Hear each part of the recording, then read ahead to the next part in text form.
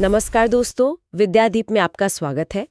आज हम 28 जनवरी current affair की प्रमुख घटनाओं को विस्तार से समझेंगे।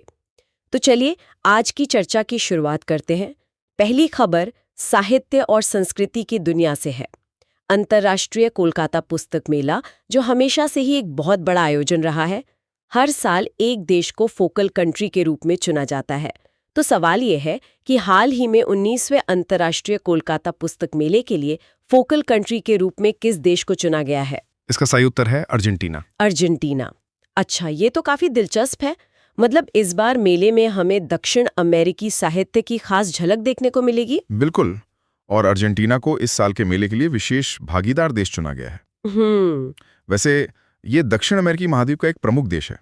इसकी मुद्रा पेसो है और यहाँ के राष्ट्रपति जेवियर माइली हैं। हाँ, वो हाल में काफी चर्चा में भी रहे हैं। चलिए साहित्य से आगे बढ़ते हैं और बात करते हैं एक महत्वपूर्ण पुरस्कार की।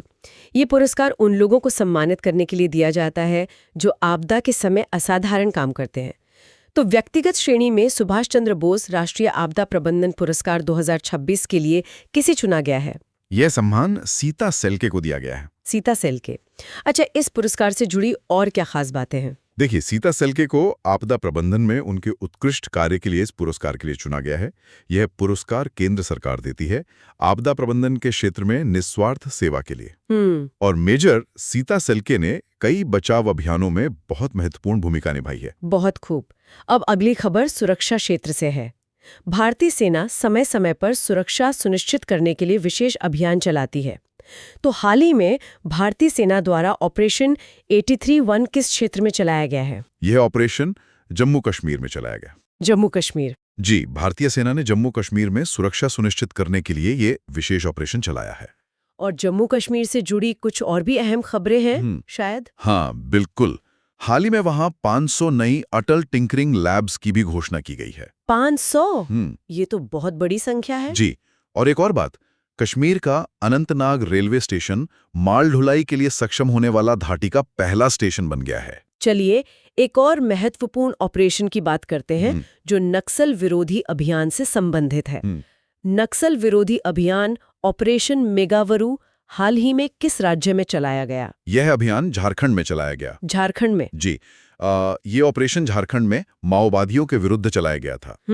वैसे झारखंड से जुड़ी और भी खबरें हैं, जैसे हाल ही में 15वीं हॉकी इंडिया जूनियर महिला राष्ट्रीय चैंपियनशिप 2025 का खिताब झारखंड ने ही जीता है। अरे वाह, ये तो बहुत अच्छी खबर है। और इतना ही नहीं, राज्य में भारत की पहली खनन पर्यटन परियोजना शुरू करने की भी योजना है और गोड्डा थर्मल प्लांट को राष्ट्रीय ग्रिड से जोड़ने को भी मंजूरी मिल गई है। मतलब हर क्षेत्र में विकास हो रहा है। बहुत बढ़िया। अब बात करते हैं टेक्नोलॉजी और उद्योग की। विश्व आर्थिक मंच मतलब WEF ने भारत के किस राज्य में चौथा औद्योगिक क्रांति केंद्र स्थापित करने की घोषणा की है?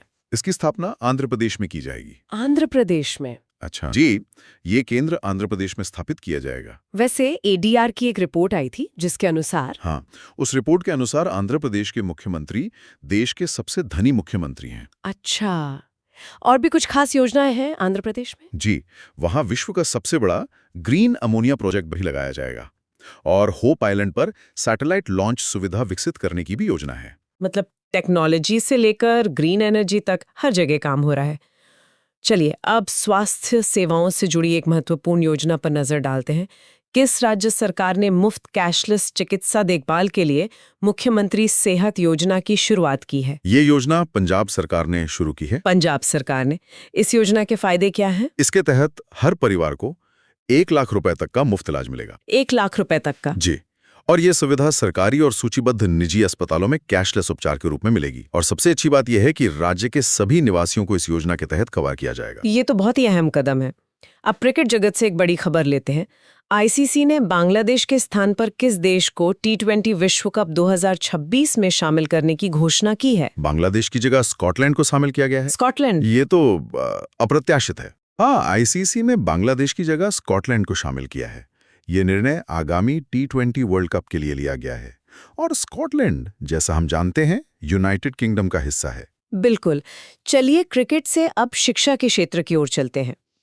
Times Higher Education World University Ranking 2026 में विषयवार रैंकिंग के शीर्ष 100 में जगह बनाने वाला एकमात्र भारतीय संस्थान कौन सा है? ये संस्थान है भारतीय विज्ञान संस्थान, यानी IISc बेंगलुरु। IISc बेंगलुरु, ये तो भारत के लिए बहुत ही गर्व की बात है।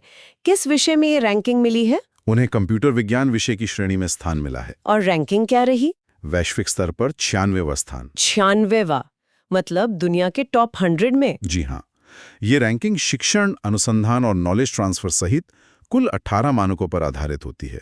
वैसे इंजीनियरिंग में हार्वर्ड और कंप्यूटर साइंस में ऑक्सफोर्ड शीर्ष पर रहे। बहुत बढ़िया। अब खेल जगत से एक और शानदार खबर। 500 सिंगल्स मुकाबले जीतने वाली पहली भारतीय शटलर कौन बन गई हैं? ये उपलब्धि PV सिंधु ने हासिल की है। PV सिंधु 500 सिंगल्स मैच जीतना तो एक बहुत बड़ा कीर्तिमान है। बिल्कुल, वो ये मुकाम हासिल करने वाली दुनिया की छठी और भारत की पहली खिलाड़ी हैं। उन्होंने कुल 732 मैचों में से 500 में जीत दर्ज की है। कमाल है। उनका पूरा नाम पुसरला वेंकट सिंधु है। जी। और अब आज की आखिरी खबर, नागरिक उड्डयन क्षेत्र से। एशिया का सबसे बड़ा नागरिक उड्डयन कार्यक्रम विंग्स इंडिया 2026 किस राज्य में आयोजित किया जाएगा? इसका आयोजन तेलंगाना में किया जाएगा। तेलंगाना यानी हैदराबाद में? जी, ये आयोजन तेलंगाना के हैदराबाद में ही होगा। वैसे तेलंगाना की चपाता मिर्च, जिसे टमाटर मिर्च भी कहते हैं, उसे हाल ही में GI टैग मिला है। अच्छा, ये भी एक महत्वपूर्ण जानकारी है। और भारत का पहला बायो प्रोसेसिंग पायलट, मतलब वन बायो, वो भी तेलंगाना में ही शुरू हुआ है। और एक और बात, हैदराबाद यूनेस्को की क्रिएटिव सिटी ऑफ गैस्ट्रोनॉमी में शामिल होने वाला पहला भारतीय शहर भी है। तो ये थी आज की कुछ प्रमुख खबरें जिन पर हमने विस्तार से चर्चा की। अब जैसा कि हम हमेशा करते हैं, हमारे श्रोताओं के लिए एक आसान सा सवाल। 500 सिंगल्स मुकाबले जीतने वाली पहली भारतीय शटलर कौन बन गई हैं? अपना जवाब नीचे कमेंट सेक्शन में जरूर लिखें। हमें आपके जवाब का इंतजार रहेगा। वीडियो देखने के लिए बहुत बहुत धन्यवाद।